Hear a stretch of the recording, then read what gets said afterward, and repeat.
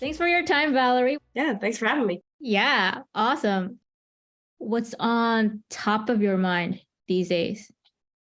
Sure. So, Well, I think the biggest thing on my mind is I think something that's on everyone's mind, which is just the economy, inflation, especially around the holidays. I want to buy people gifts. I'll be traveling. So I think just a lot of the finances that go into that are big on my mind right now. are you the type of saver that saves up for holiday spending before or sort of come what may? I try to, I think I'm more of the buy gifts throughout the year kind of person than like save. If I see something that someone likes, I'll have my little spend money budgeted for the week, and that might go into my spend budget like months in advance. Travel wise, or, that kind of expense, I do try to save up. I do find that I often have a bigger credit card bill than I'd like to around now, but I try to save. That's amazing. That's amazing. Can we also be like closer friends? I love the fact that you're saving up because that means you're really thinking about them like throughout the year. Absolutely. That's awesome. Is that based on tradition or is that just something that you picked up? I think it's something that I picked up because I love shopping. I love shopping, but I live in an apartment, so I don't have a lot of room for things. So I get excited. I'm like, oh, this person would love that. So I get excited to buy it. And it's like October or like August. I'm like, this is a Christmas gift. That's awesome. And how do you balance that in terms of the joy of shopping for your friends, etc., and still wanting to meet your financial goals? I know we talked about potentially starting to look at home buying, etc. Yep. Yeah, I think that really is the hard part. I do try and like temper my expectations a little bit. I might see something I really like from my best friend, but it's like $200. As much as I'd like to buy that for her, I can't afford that in a week. So like maybe I'll keep it in mind and save up for it if it's that kind of thing. But I think, yeah, a big part of it is trying to be realistic with my expectations. And I do, like we talked about, dynamic budgeting. So for example, if I do see something that's $200 for my friend, and maybe that's my entire spend budget for the week, but it's like a once in a lifetime opportunity and I really want to get it for her. So like I'll buy it. But then maybe the next week I have to budget a little more into spend to make up for it, and maybe not put anything into long-term savings for that week, and then try to even it back out as time goes on. I think another thing that I will do too, I am pretty good, knock wood, for the most part, about paying off my credit card every month, at least mostly, at least the minimum payment, if not fully down. And so if I do see something that I really like and I don't want to necessarily put out the cash for it and I can afford to, I'll put it on my credit card and then just try to be extra careful with my credit card for the rest of the week or the rest of the month. Gotcha. How do you track so that it doesn't go over? I have PNC's virtual wallet, so it kind of tracks it for me. But honestly, with the credit card, I kind of just try and not use it unless I really need to, because I find that when I do use it a lot, that's when I get into not trouble, but like that's when I have a harder time paying off the bill because I don't pay as much attention to that as I do with like my cash or my debit card spending. Yeah. So I just kind of try. It's kind of like my emergency card, but not necessarily always emergencies. What do you think is the difference in mindset between cash, debit, and credit card? I think cash, I really only take out a set amount every week.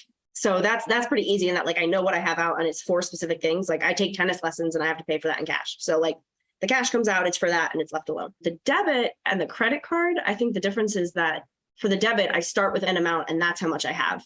So it's heading down to zero. Whereas the credit card is just can keep adding. Like there's a limit, of course, but it's a lot harder to see. Like you're not going to run out of money spending on your credit card, or at least not immediately. Do you think once you become more confident with your budget, there might be a point where you're able to apply your discipline from cash and debit card to a credit card? Yeah, I would like to. I think I've gotten a little better with it, but yeah, I would like to do that. That's awesome. I love the strategies that you've already implemented. Know yourself first is the first part. Yeah. The fact that you're expanding from it, that's awesome. Thank you. Cool.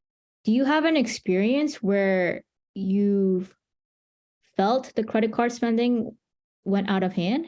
Is the hesitancy coming from experience? I guess a little bit. I mean, it's never been out of hand to the point where it was like an actual issue, but it it's gotten out of hand to the point where like there was a month where I had hoped to start some like fun projects that month, but obviously like that would cost a little extra money. So I had tried to budget a little extra spending each week and save it up. But when I looked at my credit card, I was like, ooh, that's a little higher than I'd like it to be. I want to pay a lot of that off this month. And so there went the budget for the fun stuff, you know? So like I've never been in actual trouble, but it gets to a point where like it might take away something else that I wanted to do because I'd rather pay that off and not be in credit card debt. Yeah. So it's been, I've had that happen once or twice. It's still admirable that you're, keeping an eye on it so that it doesn't get out of hand because credit card. That scares me.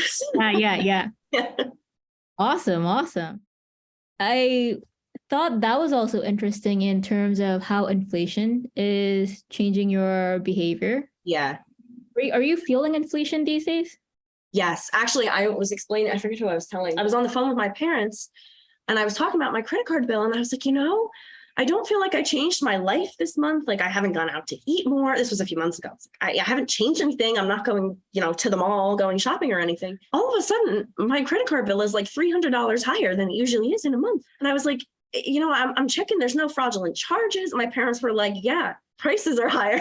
And I was like, oh my gosh, like I knew that, but I kind of didn't apply it to myself. And then I'm looking at my bills like, whoa. So yeah, I'm definitely feeling it. Now I've adjusted for it. Like now I know. But at first when I like knew, but didn't really think about it. Yeah, it was an issue. It wasn't sort of like a gradual increase. No, it's like out of nowhere. Yeah. Yeah. I remember specifically, normally if I buy coffee grounds, I'll go to like the coffee shop near me. So it's a little more expensive and that's fine. But the one time I used to pick it up at the grocery store occasionally and it was like $6. I would buy the cheapest one because I just needed coffee. And I went to buy the same one and it was like $10 or $11. I was so confused. It's definitely among us. Yeah.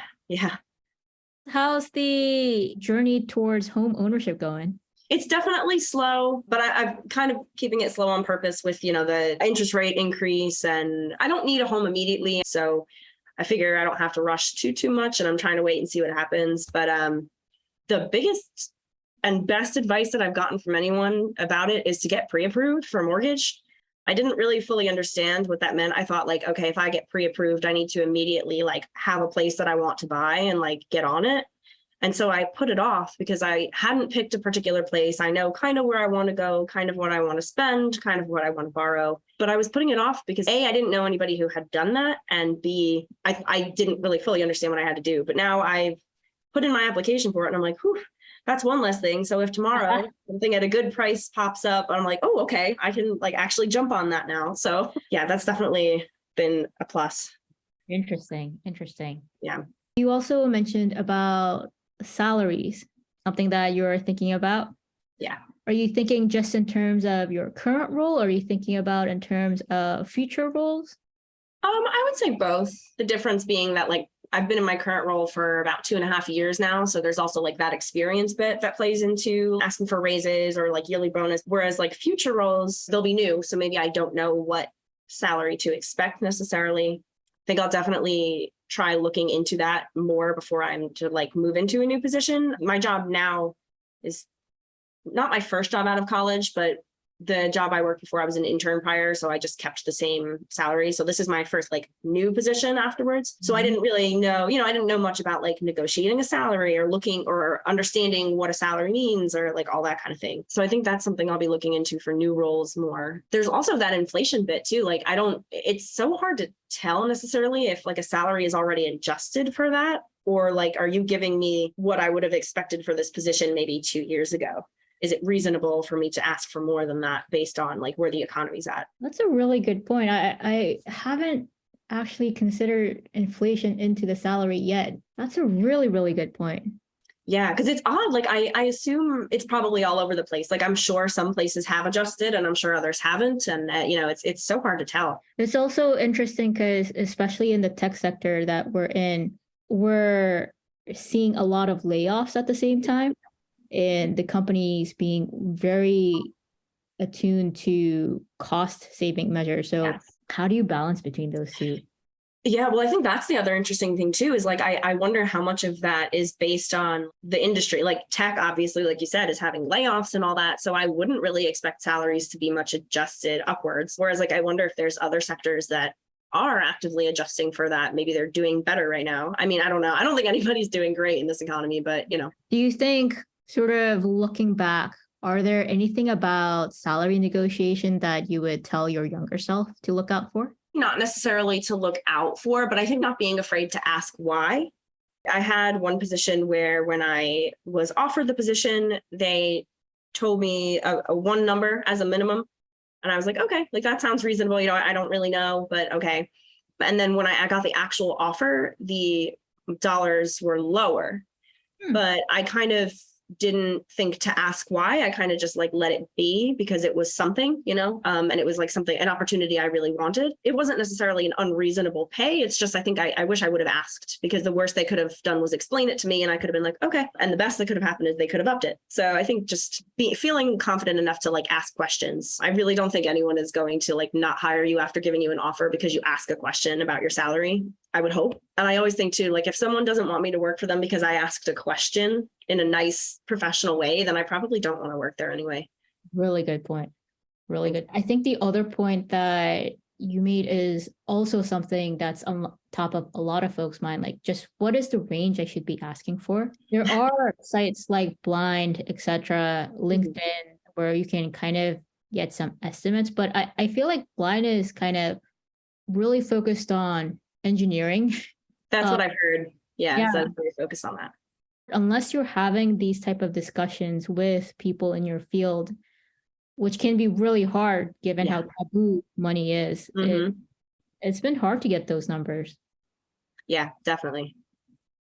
Have you thought sort of more about like total comp, RSUs, sort of base, and all of those? So I'm actually a CW, so I don't get RSUs, but I do try to think. I have 401k plan, I have all that kind of stuff. So I do try to plan like total comp that way. That's awesome. Yeah. That's awesome.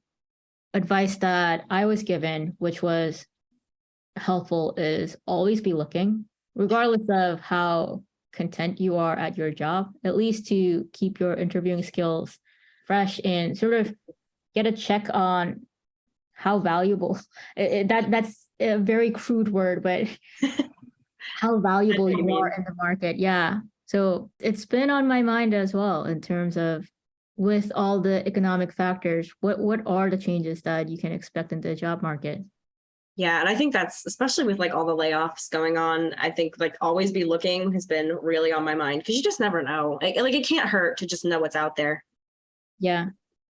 And also just to know what opportunities are out there, not just the salary. Right. Exactly. Yeah. Interesting.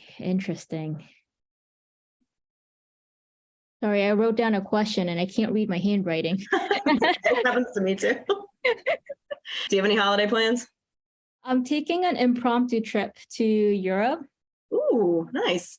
It's been quite a year and I haven't had a chance to take any vacations this year. So ooh, yeah, take a vacation. Yeah, for sure. Well deserved. One thing I'm realizing is hotels right before the holidays start, they're so much cheaper. So I guess that makes sense. Yeah. And the other thing that I tried for the first time is buying airline tickets with credit card points. Oh yeah. Yeah. How'd that go? It was a whole new world. I had my friend walking me through the steps, and it's like, wow, it's a whole new world. Yeah. Yeah, when my friend came to visit me last year, she did that. And I was like watching her how to do it. And I was like, wow, this is really interesting, because I've never done that. So I was like, wow, yeah, it really is a whole new world. Totally. Which was why when we were talking about cash versus debit versus credit card, first off, I feel like you're doing exactly the right thing. Like you need to make sure that your finances are in check.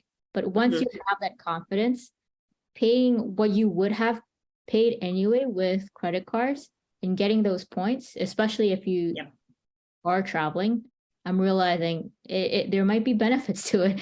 I don't know. It was my first foray. So yeah, well, that's so my current credit card, the way I have it set it up, I only get like direct cash back, which is still nice. But my partner actually got a new credit card where he gets like these crazy amounts of points. So he'll always, if we go somewhere, he's like, let me pay for it. I'm like, no, because I don't like that. But he's like, no, you can Venmo me, but I get points. I was like, fair enough. Yeah. And it actually worked out too. I have like a 3-year-old iPhone or something. I tend to use phones until they break, but it's like on the verge of breaking. And he got like extra double points or something for November. And I got an iPhone 12 for like $100. He was like, I'm not going to use these points. Like, just take them. So I got like a free iPhone, which is great because I need it. Do you think that's going to persuade you to get a points credit card? Yeah, honestly, I had been looking into getting either replacing my credit card because it was supposed to be up soon or just getting another credit card. And then as the economy got rougher, I kind of just stopped looking at it. It just didn't seem top of mind. But now that everyone I've talked to that has a points credit card really likes it. And I'm using my credit card anyway. So I am going to go back to looking into that. Yeah. One thing that I was told was don't close your old credit card, especially if it has a long history on it. Yeah. And if you're paying any membership fees on that credit card and you might not be using it much anymore, maybe downgrade to something that has no membership fee. Oh, yeah. That's smart. Yeah, because that was kind of, I think, something that made me nervous was like considering closing off that credit card. But I mean, there's not really any reason to get rid of it. So. Yeah, especially if that's your longest history one. Yeah, it definitely is easily.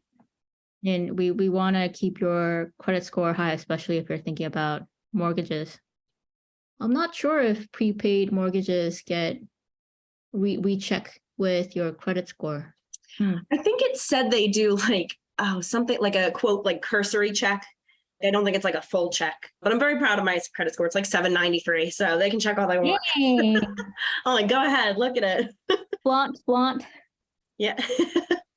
That's awesome. Thanks. Well, this was awesome, Valerie. I really appreciate the candid talk. Oh, yeah, me too. Keep us posted as you try different things. Oh, yeah, 100%. Awesome. Thank you. Thanks for being on the podcast. Awesome. Thank you so much. Thanks for having me.